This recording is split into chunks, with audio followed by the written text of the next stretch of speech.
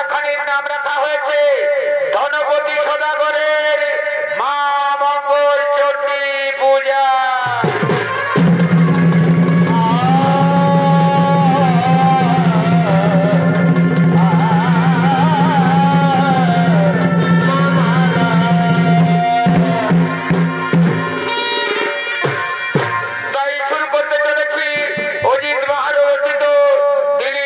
পরিচালিত বিনাপানি ছন্দিত বিকাশ কেন্দ্রের সমস্ত ছৌ শিল্পী দ্বারা পরিবেশিত 2025 সালের আলোর সৃষ্টিকারী নতুন পালা ধনপতি সদাগরের মা মঙ্গল চণ্ডী পূজা।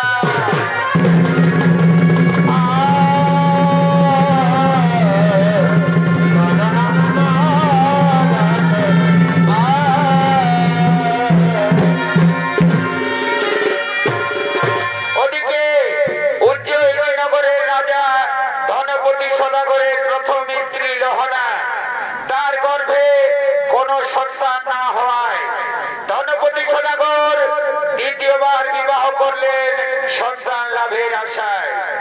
খুলনাকে ওদিকে খুলনা গোপনে তার রাজ্যে মা মঙ্গল চণ্ডী পূজা শুরু করেন। মা মঙ্গল চণ্ডীর দয়ায় খুলনা আজ পঞ্চম মাসের গর্ভবতী। তাই খুলনা মা মঙ্গল চণ্ডী পূজা করার জন্য অন্তঃপুরের দিকে করছেন আগমন।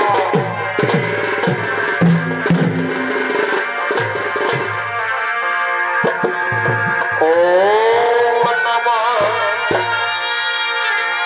ভগবতে বাসুদেবায় নমঃ।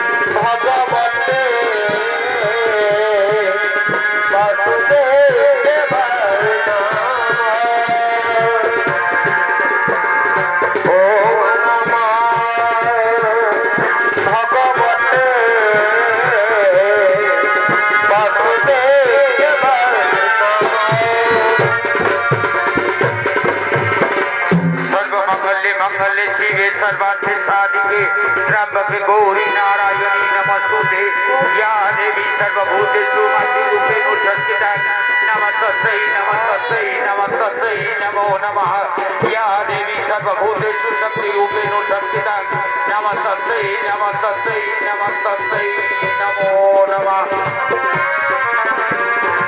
ओम नमः भगवते वासुदेवाय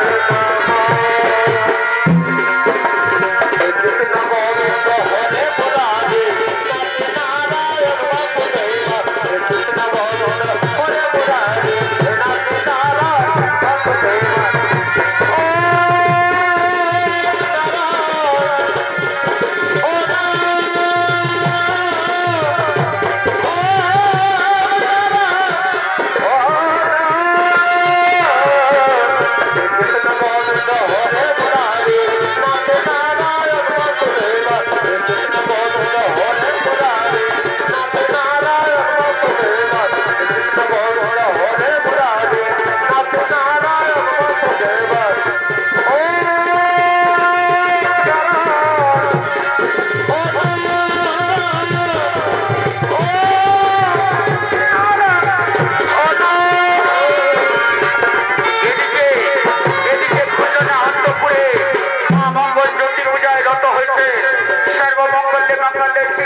कांते साधिके त्र्यंबके गौरी नारायणी नमोस्तुते या देवी सर्वभूतेषु मातृरूपेण संस्थिता नमस्तस्यै नमस्तस्यै नमस्तस्यै नमो नमः या देवी सर्वभूतेषु शक्तिरूपेण संस्थिता नमस्तस्यै नमस्तस्यै नमस्तस्यै नमो नमः আর ওদিকে উজ্জয়িত নগরের রাজা ধনপতি সদাগর তার মন্ত্রী সভাসদদের নিয়ে নিজ রাজসভার দিকে করছে না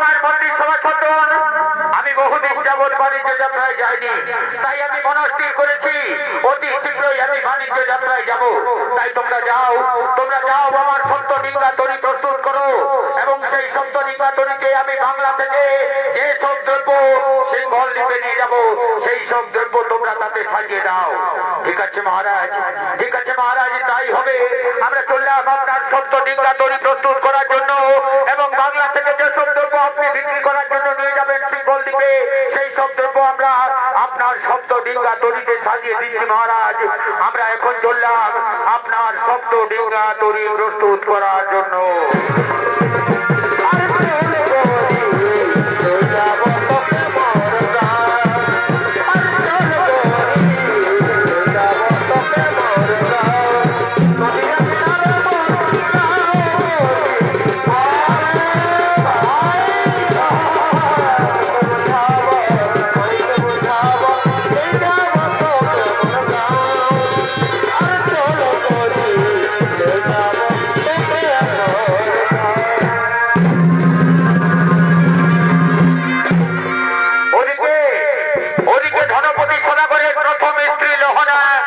সঙ্গীদেরকে নিয়ে রাজপ্রসাদের দিকে করছেন আগমন।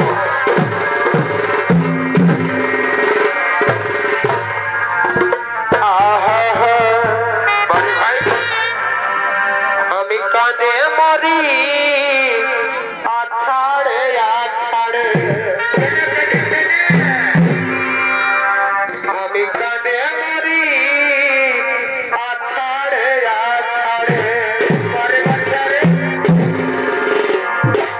আধা দিনে দাগা দিলে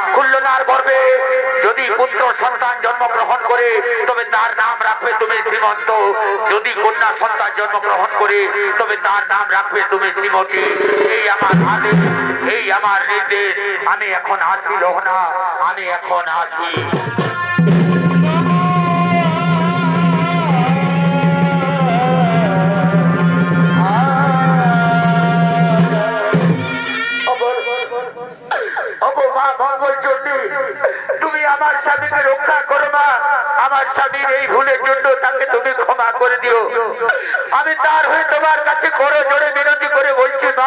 চণ্ডী, তুমি আমার স্বামীকে রক্ষা করো মা, তুমি আমার স্বামীকে রক্ষা করো।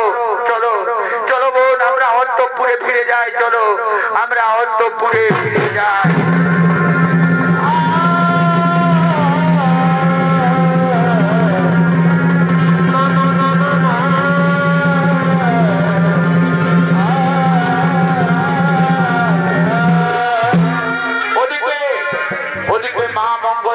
ঘটে লাঠি মারার জন্য ধনপতি সোনাগরের সপ্তডিঙ্গা তরি সমুদ্রে ডুবে গেল। ওদিকে ধনপতি সোনাগর ও তার মন্ত্রী সমাজপত্রের সিংহল দ্বীপের রাজা তাদের সমস্ত ধন সম্পদ লুণ্ঠন করে তাদেরকে অন্ধকার কারাগারে বন্দী করে রেখেছে। এদিকে যথা সময়ে 10 মাস 10 দিন পর খুলনার গর্ভ থেকে পুত্র সন্তানের জন্মগ্রহণ করেছে। ওদিকে তার নাম হয়েছে সীমন্ত। সীমন্ত আজকে 14 বছর পূর্ণ করেছে। পাঠশালা থেকে সোজা রাজপ্রসাদের দিকে বলছেন আগমন।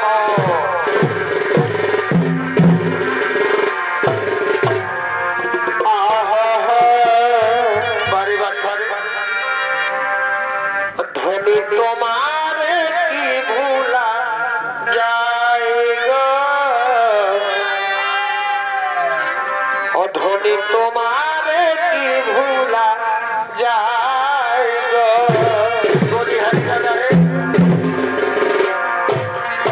এই আকাশের তারা আর কি মধুর আর ধারা বসে বসে ভাই, এই আকাশের তারা চমৎকার ভাই আর কি মধুর আর ধারা বারে বছরে গুনিলে কি গুণা যায় গো, ও ধনী গুনিলে কি গুণা যায় গো, ধনী তোমার কি ভুলা যায় গো, ধনী তোমার কি ভুলা যায় গো।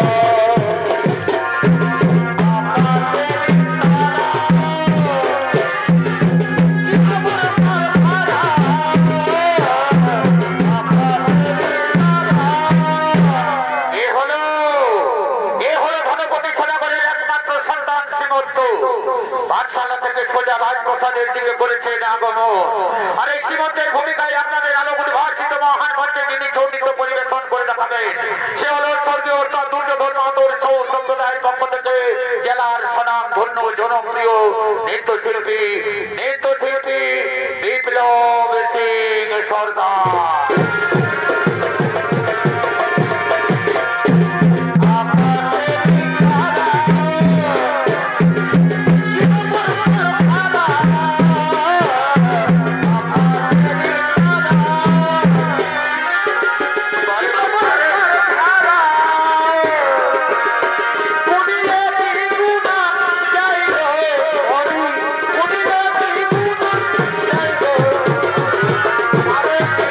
Bye.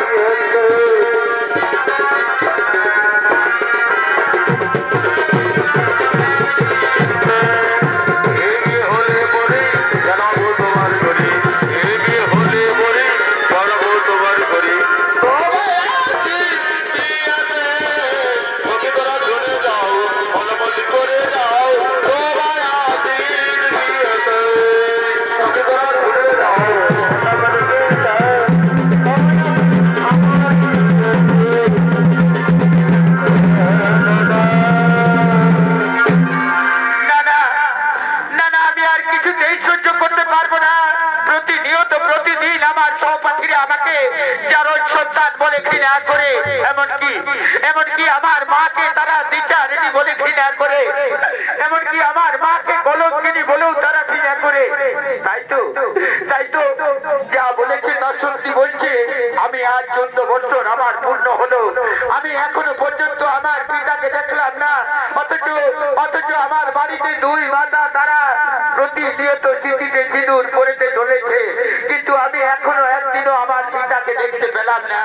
কেন আমার সহপাঠীরা কেন আমাকে এভাবে বলবে না কেন?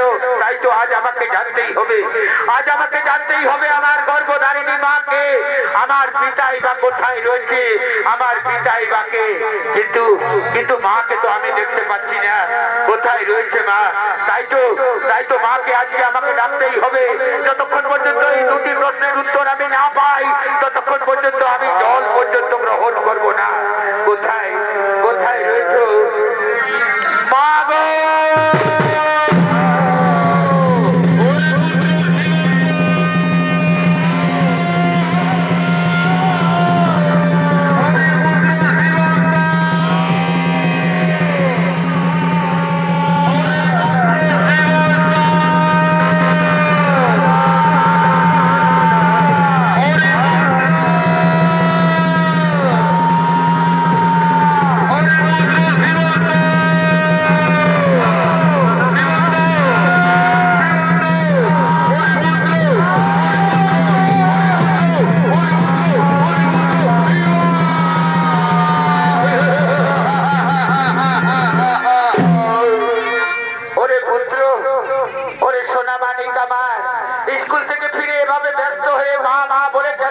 বিচার করছিস বাচ্চা? বললে বাচ্চা চল অন্তঃপুরে চল, আমি তোর জন্য নানা রূপ ব্যঞ্জন তৈরি করে রেখেছি বাচ্চা, চল তুই খাবার খাবি চল। মা গো আজকে আমি অন্তঃপুরে যাব না মা, নানা ব্যঞ্জন তো দূরের কথা, আমি জল পর্যন্ত গ্রহণ করবো না মা। এ তুই কি বলছিস খোকা? এ তুই কি বলছিস খোকা? তুই অন্তঃপুরে যাবি না, জল পর্যন্ত গ্রহণ করবি না? কি হয়েছে খোকা তোর? কেউ কি তোকে কিছু বলেছে? হ্যাঁ মা, প্রতিনিয়ত প্রতিদিন আমি স্কুলের সহপাঠীদের কাছে আমাকে তারা জারজ সন্তান বলে ঘৃণা করে, এমনকি তোমাকেও দিচারিণী কলঙ্কিনী বলে তারা ঘৃণা করে মা। তাই তো মা আজ আমাকে তুমি দুটি প্রশ্নের উত্তর দাও মা। আমি প্রতিনিয়ত দেখে আসছি যথারীতি তুমি সিঁদুর পরেই চলেছ, অথচ আমি আজ 14 বছর পূর্ণ হলো, এখনো পর্যন্ত আমি আমার পিতার মুখ দেখলাম না। তাই তো মা তোমাকে বলতেই হবে আমার গর্ভধারিণী মাকে, আমার পিতাই বা কোথা রয়েছে? ও এই প্রশ্নের উত্তর তুই জানতে চাইছিস বাচ্চা? জানিস বাচ্চা, তোর গর্ভধারিণী মা হলো খুলনা, আমি হলাম তোর সৎমা। আর তোর পিতার কথা তুই জানতে চাইছিস বাবা? যেদিন তুই 5ম মাসের গর্ভে ছিলিস সেই দিন তোর পিতা গেছে সিঙ্গল দ্বীপে বাণিজ্য করার জন্য, এখনো পর্যন্ত ফিরে আসেনি। কেউ বলছে সে নাকি সমুদ্রে ডুবে গেছে, আবার কেউ বলছে সে নাকি দ্বীপ ভ্রমণে অন্য কোথাও চলে গেছে। ইদানিং শুনতে পাই তাকে নাকি অন্ধকার কারাগারে বন্দী করে রেখেছে সিঙ্গল দ্বীপের রাজা। এ তুমি কি কথা শোনালে মা? আজ 14 বছর ধরে তোমার মুখে এই জ্বালা, তুমি এই দুঃখ তুমি কেমন করে চেপে রেখেছো মা? এতদিন পর্যন্ত তুমি আমাকে এই কথা বলনি কেন মা? মাগো তোমার মাতৃ দুঃখ শোধ করার জন্য আমাকে যেতেই হবে মা সিঙ্গল দ্বীপে। তোমার এই কলঙ্কিনী কথা মুক্ত করার জন্য আমাকে যেতেই হবে মা সিঙ্গল দ্বীপে। মাগো তুমি আমায় আশীর্বাদ করো মা, আমি যেন তোমার স্বামীকে ফিরিয়ে আনতে পারি মা, আমি যেন আমার কার্য সিদ্ধি করে ফিরে আসতে পারি মা। তুমি আমায় আশীর্বাদ করো মা, তুমি আমায় আশীর্বাদ করো। মাগো তোমার মনে প্রাণে ওরে পুত্র কত ভালো বাসা,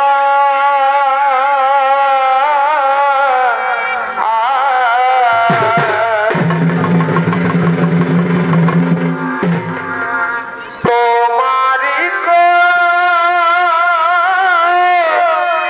করুণা মা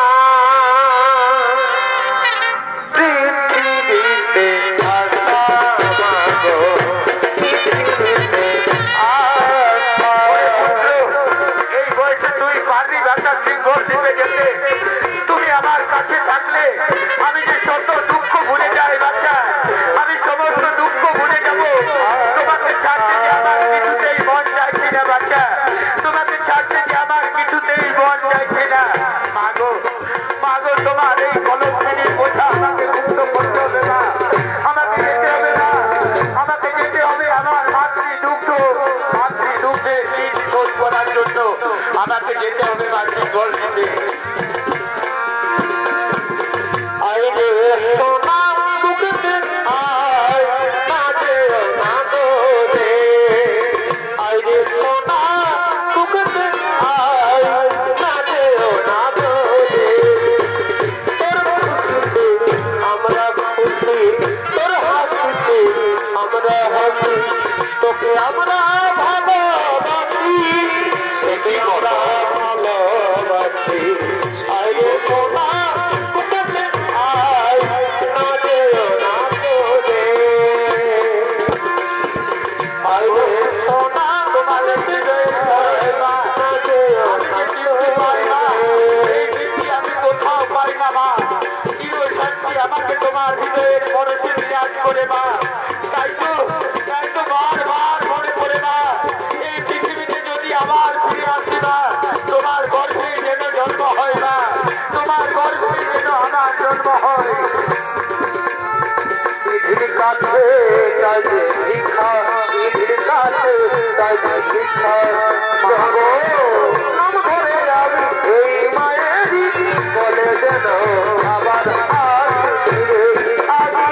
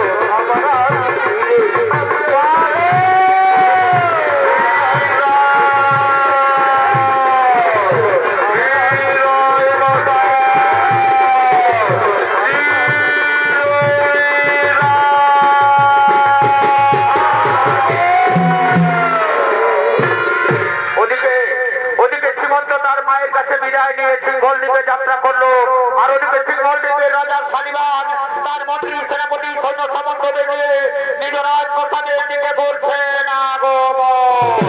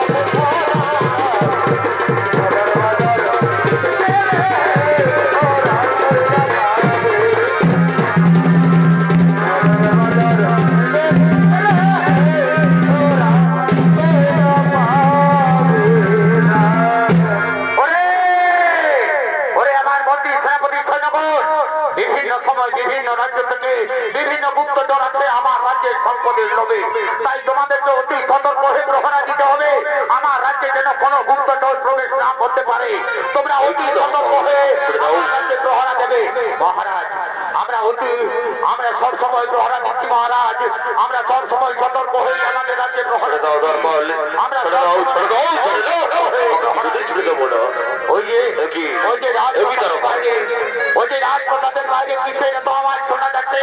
দেখো দেখো মন্ত্রী সৈন্যগণ, রাজপ্রাসাদের বাইরে কিসের এত আওয়াজ?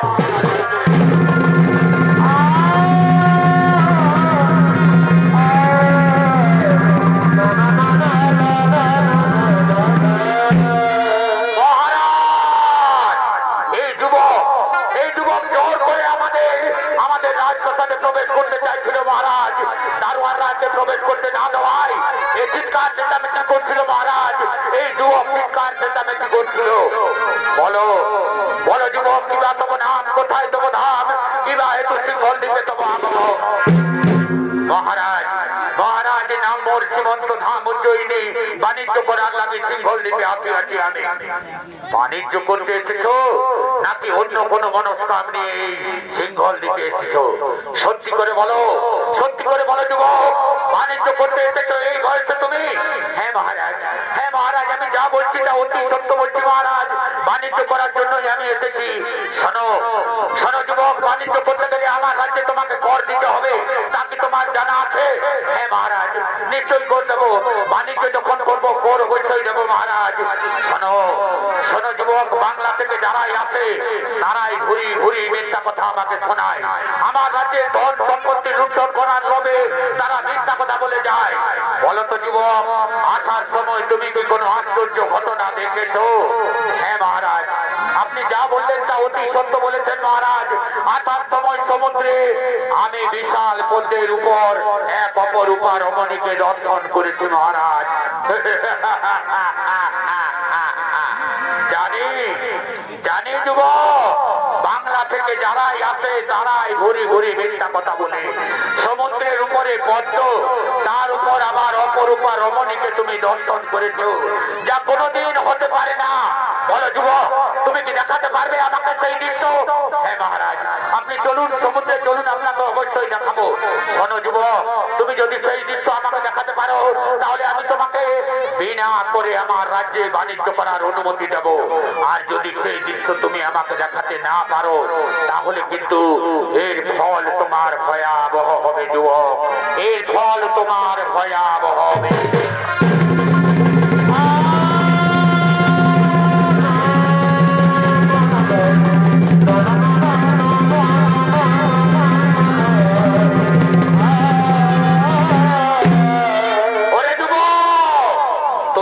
বোকা বানানোর চেষ্টা করেছো, বারবার বলেছি তুমি সত্য কথা বলো, এখনো তুমি সত্যি করে বলো, কোন রাজ্য থেকে তুমি আমার রাজ্যে এসেছো? সত্যি করে বলো, কোন রাজ্যের গুপ্তচর তুমি? আমার রাজ্যের ধন সম্পদের লোভে বারবার বাংলা থেকে এসেছে বহু গুপ্তচর, আজ তুমিও গুপ্তচর সেজে এসেছো। সত্যি করে বলো, নতুবা তোমার জীবন কিছুতেই থাকবে না।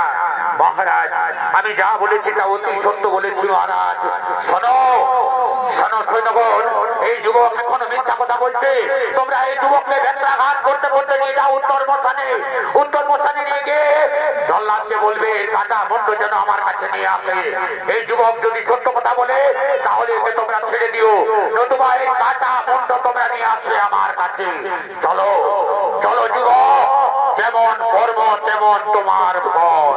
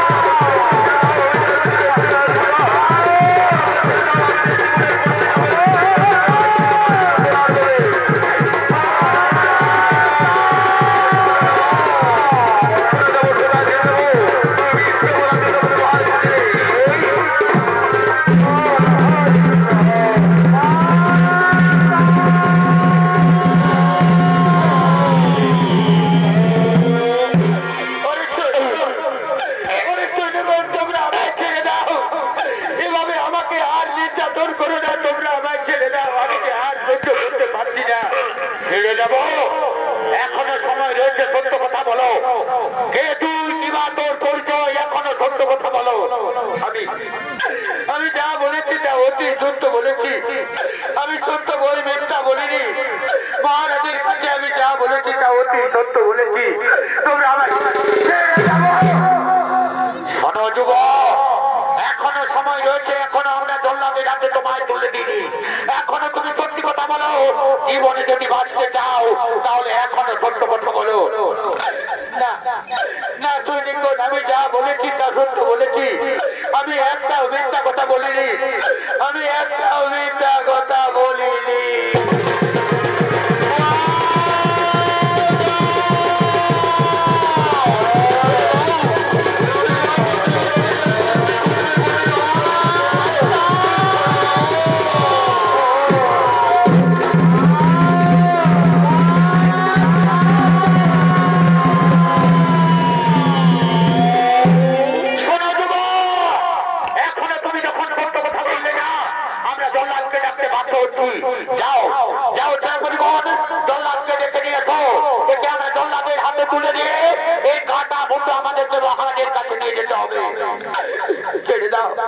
ছেড়ে দাও, আমাকে যেতে দাও, আমার ভাইয়ের কাছে আমাকে যেতে দাও। ছেড়ে দেবো? তোমায় ছেড়ে দেবো না। যাও জনগণ, জল্লাদকে তোমরা ডেকে নিয়ে এসো।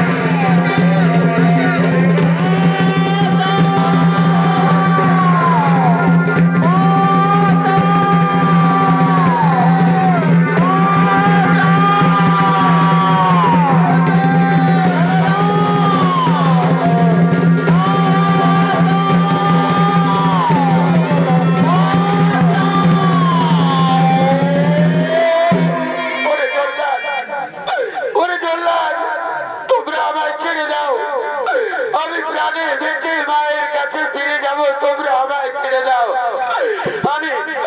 আমি রাজ্য থেকে প্রাণে বেঁচে ফিরে যাব। ছেড়ে দেব? কিছুতেই তোমার ছেড়ে দেব না যুবক। মহারাজের নির্দেশ আমাকে মানতে হবে। মহারাজের নির্দেশ, তোমার মাথা মুন্ড আমাকে নিয়ে যেতে হবে। এখনো সময় রয়েছে। সত্যি কথা বলো, কোন রাজ্য থেকে বিবাহ গুপ্তচর হিসাবে তুমি এসেছো আমাদের রাজ্যে? না জল্লাদ, আমি যা বলেছি সত্যি বলেছি। সত্যি বই কোনো মিথ্যা কথা বলিনি জল্লাদ। সত্যি বই কোনো মিথ্যা কথা বলিনি। মেরো নামে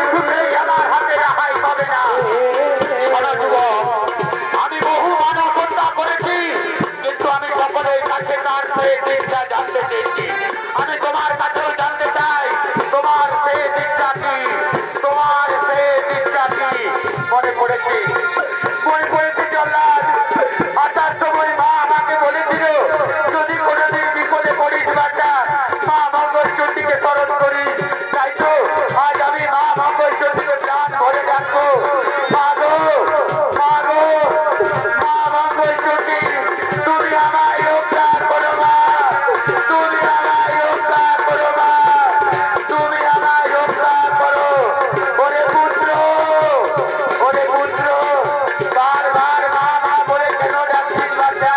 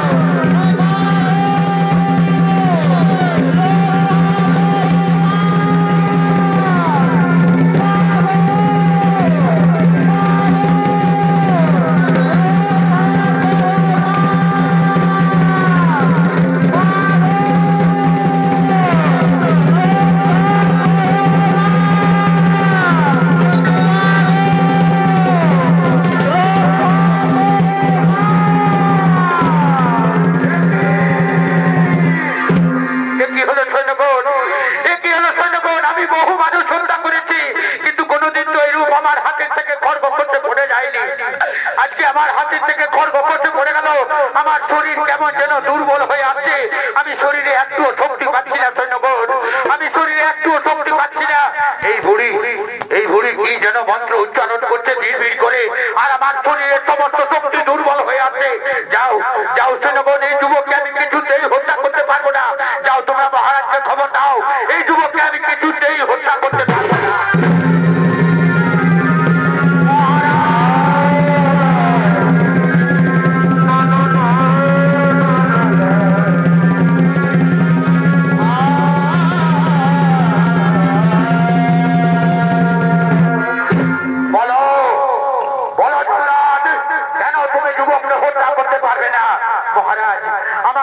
সমস্ত শক্তি দুর্বল হয়ে গেছে মহারাজ। এই বুড়ির সামনে দাঁড়িয়ে রয়েছে মহারাজ, আর ভিড় করে কি যেন মন্ত্র উচ্চারণ করছে, আমার হাতের থেকে খড়গ করতে পড়ে যাচ্ছে মহারাজ। এই যুবককে আমি কিছুতেই হত্যা করতে পারবো না মহারাজ, এই যুবককে আমি কিছুতেই হত্যা করতে পারবো না। এই বুড়ি কে তুই, কিবা হেতু এসেছিস উত্তর মন্দানে? শোনো সৈন্যগণ, তোমরা এই বুড়িকে ধরে কেউ তুলে দাও ওই জল্লাদের হাতে।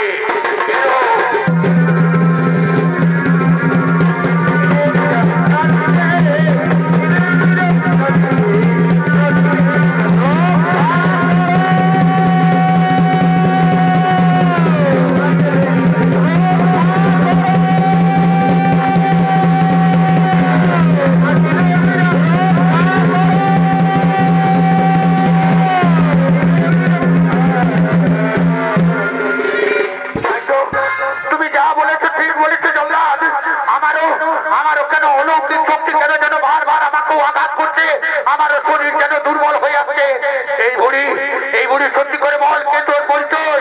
কে তুই? ওরে যুবক, এই বালককে তুই ছেড়ে দে বাচ্চা। এই বালক কোনো মিথ্যা কথা বলেনি, ও যা বলেছে তা সত্যি বলেছে। না না বুড়ি, ওই যুবককে আমি কিছুতেই ছেড়ে দেব না। ওই যুবক আমার কাছে বুড়ি মিথ্যা কথা বলেছে, ওকে আমি কিছুতেই ছেড়ে দেব না। না, ও যা বলেছে তা অতি সত্য বলেছে, ও যা বলেছে তা অতি সত্য বলেছে। ও তো আমাকে সমুদ্রে আমাকে অপরূপা রমণীর দর্শন করাতে পারেনি। কোথায় পাবে তুমি অপরূপা রমণীর দর্শন? তোমার এই পাপ চক্ষু দিয়ে তুমি কিছুতেই অপরূপ রমণীর দর্শন পাবে না। তুমি বহু নিরপরাধ মানুষকে হত্যা করেছো, তুমি বহু নিরপরাধ মানুষকে অন্ধকার কারাগারে বন্দী করে রেখেছো। এই যুবককে তুমি মুক্তি করে দাও, এর হাত ধরে তুমি সেই অপরূপা রমণীর দর্শন পাবে। এই হাত ধরে তুমি সেই অপরূপা রমণীর দর্শন পাবে। ঠিক আছে বুড়ি, আমি এই যুবককে মুক্তি করে দেব। সেই সঙ্গে সঙ্গে তুমি অন্ধকার কারাগারে যারা বন্দী রয়েছে তাদেরকেও ছেড়ে দেবে। অন্ধকার কারাগারে এই যুবকের পিতা বন্দী রয়েছে, তাদেরকে তুমি পিতা পুত্রে আজকে মিলন করিয়ে দিবে। তারপর এই যুবকের হাত ধরে তুমি সেই অপরূপা রমণীর দর্শন পাবে। তাই হবে বুড়ি, আমি তাই করব। কিন্তু যদি দেখতে না পাই নিশ্চয়ই পাবে। কিন্তু এই যুবকের হাত ধরে যাও সৈন্যগণ, তোমরা অন্ধকার কারাগার থেকে সমস্ত বন্দীদের মুক্তি করে দাও, আর এর পিতাকে তোমরা নিয়ে আসবে। এর পিতার সঙ্গে আজকে আমি এদেরকে মিলন করিয়ে দিতে চাই।